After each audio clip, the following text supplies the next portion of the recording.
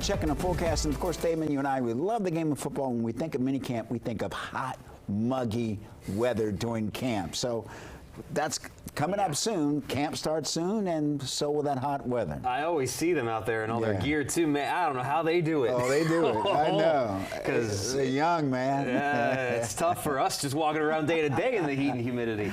So, yeah, it's going to get hot. It's going to get humid, like you said. That's the time of year we're in, after all. And it's going to ramp up quickly tomorrow. Today, we've managed to squeeze out one more relatively comfortable day, and it's thanks to these clouds. Looking out toward the National Cathedral, yeah, we do have some sunshine filtering through, but for the most part, it is not a clear blue sky, to say the least, and that has actually been our saving grace. Here are all of those clouds. Now, early this morning, we had some low cloud cover, a lot closer to the ground, that was keeping things gray. That broke up, but now we've had plenty of that high, thin cloud cover way up there in the atmosphere, streaming in from the west, and that is what has put that filter, if you will, on that sunshine moving forward. So it stayed just cool enough to remain comfortable, but technically it is a little bit warmer than it was on Monday. Most of us are in the low 80s right now. Winchester, Hagerstown, a couple of exceptions to that, as well as Annapolis and Lexington Park, but DC,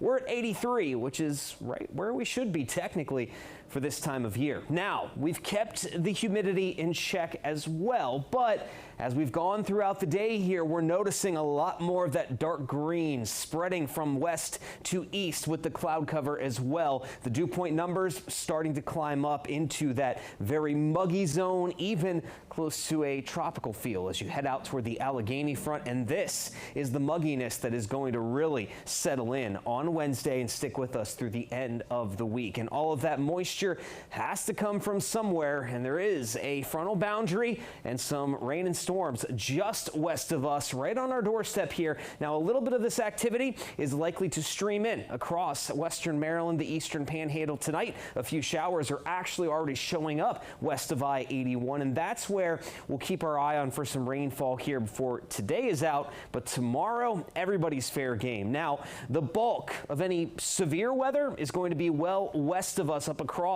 the Great Lakes and the upper Midwest there, where they have a level 3 risk. But here in the DMV, we're not totally at zero with that severe threat. As those temperatures, humidity levels ramp up, it's not going to take much for a few stronger storms to bubble up. Now, here we are this evening. Again, a few showers showing up mainly to the west. Now, some of this will try to leak east as we head through the night, but the majority of us should stay dry until the very early morning hours on Wednesday. Then perhaps a few raindrops will kick in to start out. Now, we'll not see much activity early on Wednesday, but starting around lunchtime, there you have it. Some scattered thunderstorms will already be bubbling up across the heart of the area, and those will continue to stick with us. Not everybody will see a thunderstorm tomorrow, but the chance certainly is there. And if we can get any severe activity, gusty winds and some torrential rain would be the main concerns there. But that's not our last chance for thunderstorms, folks. As a matter of fact, we'll have additional storms in play Thursday and Friday when we are at